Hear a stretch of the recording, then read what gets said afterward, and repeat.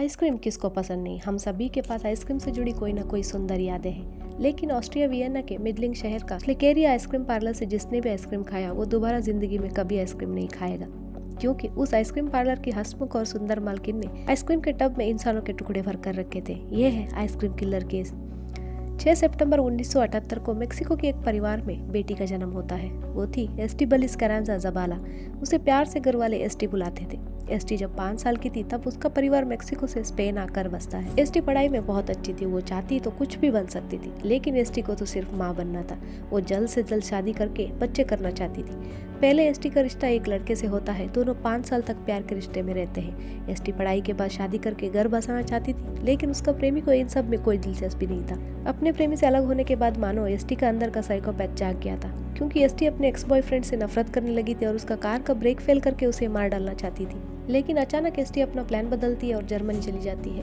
न्यूमरबर्ग की एक ice cream shop पर काम करना शुरू करती है। इसी दौरान वो होल्गर होस से मिलती है। होल्गर रेफ्रिजरेशन इक्विपमेंट बेचने वाला सेल्समैन था और हरे कृष्ण धार्मिक संघ का सदस्य भी था। होल्स एस्टी से करीब 14 साल बड़ा था। दोनों के मुलाकात के हफ्ते भर बाद ही होल्स ने एस्टी से शादी करने का प्रस्ताव रखा। 22 साल के एस्टी को मानो उसका सपना सच होता दिख रहा था। 2002 में दोनों शादी कर लेते हैं और होल्स का घर बर्लिन रहने जाते हैं। शादी के कुछ ही समय में होल्स अपना असली रंग दिखाना शुरू कर देता है। एस्टी का सारा कमाई ले लेता था और उसके साथ मारपीट भी करता था। एस्टी का मां बनने का सपना भी अधूरा रह गया। 2005 में एस्टी और होल्स वियना आते हैं और मिडलिंग डिस्ट्रिक्ट में स्किकेरिया आइसक्रीम पार्लर खोलते हैं। इस पार्लर में होल्स का काफी पैसा लगा था। इसी दौरान होल्स को हथियारों का शौक भी लगा। एस्टी और होल्स का रिश्ता बिगड़ने लगा। 2007 में दोनों तलाक ले लेते हैं। एस्टी आइसक्रीम मशीन का सेल्समैन मैनफ्रेड हिंटरबर्गर से मिलती है। मैनफ्रेड एस्टी से 20 साल बड़ा था।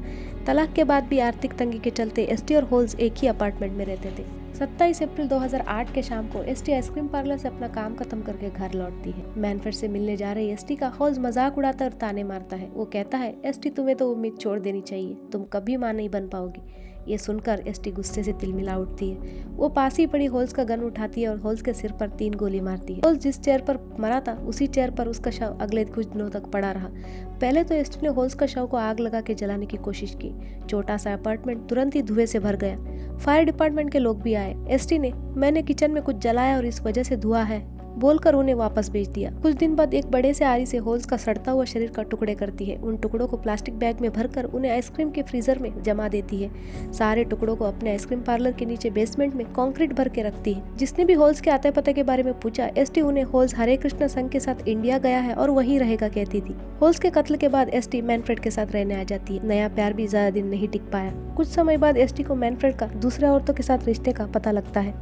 मैनफ्रेड एस्टी से 20 साल बड़ा था और उसके पहले शादी से जवान बच्चे थे। इस कारण से उसे और बच्चे नहीं चाहिए थे। एस्टी अब मैनफ्रेड को भी खत्म कर देना चाहती थी, लेकिन इस बार वो पूरी तैयार होना चाहती थी। पहले तो उसने गन चलाने का बाकायदा प्रैक्टिस किया और कंक्रीट मिक्सिंग का कोर्स भी किया। घर के दीवार और फ्लोर पर प्लास्टिक से कवर कर दिया ताकि बाद में सफाई में आसानी हो सके। 22 नवंबर 2010 की रात को एस्टी सोते हुए मैनफ्रेड के सर पर 4 गोली मारती है। मैनफ्रेड का शरीर के टुकड़े करके आइसक्रीम टब में भरकर अपने आइसक्रीम पार्लर के बेसमेंट में कंक्रीट से भरकर छुपा देती है। इस पर मैनफ्रेड के बारे में पूछताछ करने वाले एस्टी से उसके बारे में बार बार पूछने लगते हैं, तो एस्टी उसका गुमशुदगी का रिपोर्ट लिखवाती है। मैनफ्रेड के कत्ल के महीने भर के अंदर ही दिसंबर 2010 को वो अपना अगला पैर रोनाल्ड से मिलती है।